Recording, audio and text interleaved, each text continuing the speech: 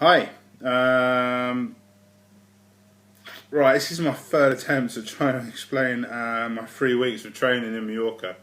I'm going to super condense this one down so you don't get bored. But I feel as though you need to know A, what I did for 3 weeks training out there. It was kind of a vacation and a work trip. The work trip got cancelled, so it was 3 weeks of riding my bike. Let's go back. So let's look at the mileage first. We look at the mileage, and the first week consisted of me doing roughly around about 400 miles because one of the days didn't get taken into account.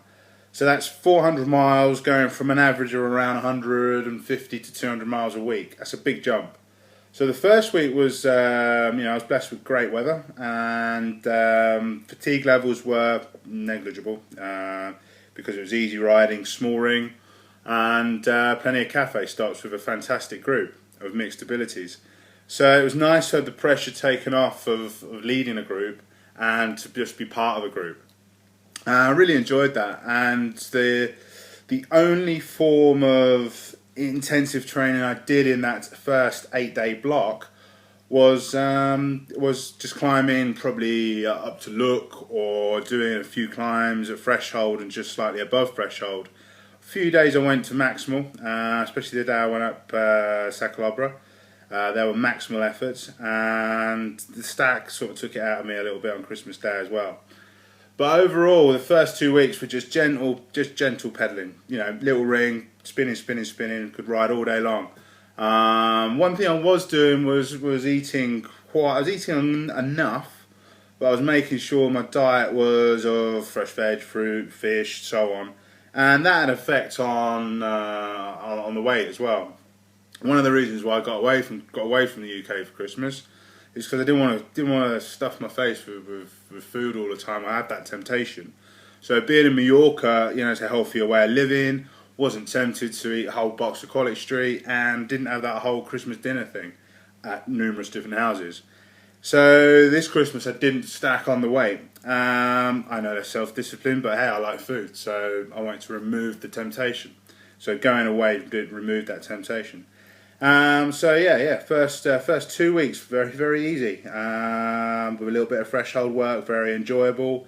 Sweaty brow on some of the days, but most of the days was in the cafe. So for the first 2 weeks I did that, and then I had a rest day, and then I started back on another 8-day block. For most of that block I was joined by a younger rider who's quite good, who really tested me. So the cycling, or me being on a little bit of a vacation, turned into a training camp.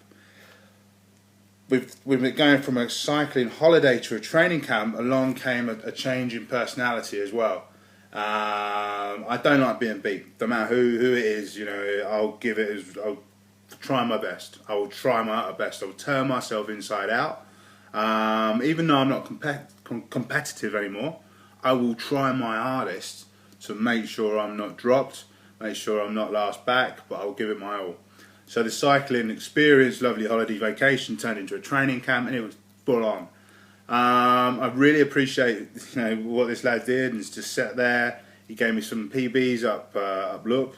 It also enabled me to video my climbing as well, so I could look at how I could perfect it. But it's down to get down to it. I'm a little bit too lumpy. I'm too much of a lump to go up a hill, so I still need to lean up a bit.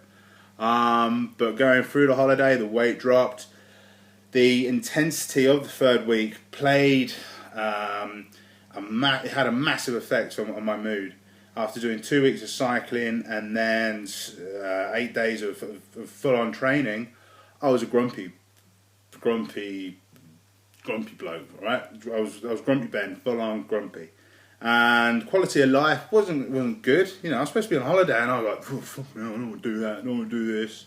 Couldn't be asked to work when I got home, and that is the honest truth. I'm not going to hide away from that. I was like a zombie. So after doing two 400-mile weeks and then one intensive week, quality of life was low. We'll go through the pros and cons as well. So first week 400 miles, second week 400 miles, quality of life, I was fine, happy. Parents were there, it was cool. able to entertain, able to ride my bike, enjoyable, smiling, loved it. Then second week, by introducing harder impact work, threshold work, to the death training sessions, right on the edge, started to change my personality, started to become very competitive. Didn't really, I wanted to win. And how can you win a training session? Well, that's my only thing I can take part in now. So that's what I use as a kind of my race, to filters all that shit away.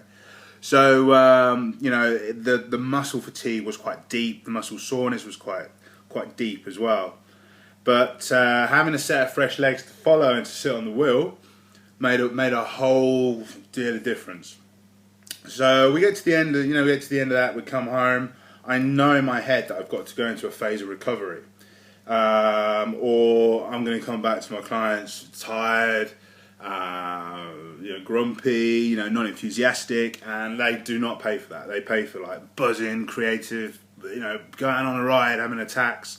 So I had to make sure I went to 2 days of pure recovery, and I did that, and I probably slept I did a lot of sleeping, and then I returned to a group session on the Sunday, which went very well, bar the 3 punches, but hey, you can't blame that. So let's go back to the pros. The pros have trained for 3 weeks full on, pretty much on my own in varied groups, and with a young, keen first year senior. Pros were, let's have a look. Lost a little bit of weight, improved my climbing technique, but I could have done this on a reduced training volume. And that is about it, because the cons were I was grumpy, and muscle fatigue was I was just about able to walk. Sleep was very difficult because my mind was always, it was when you train hard, one of the first signs that you're training hard is disturbed sleep patterns. To enable recovery, you need to sleep. So that was another sign of slightly overreaching as well. Could I recreate this at home with a full-time job?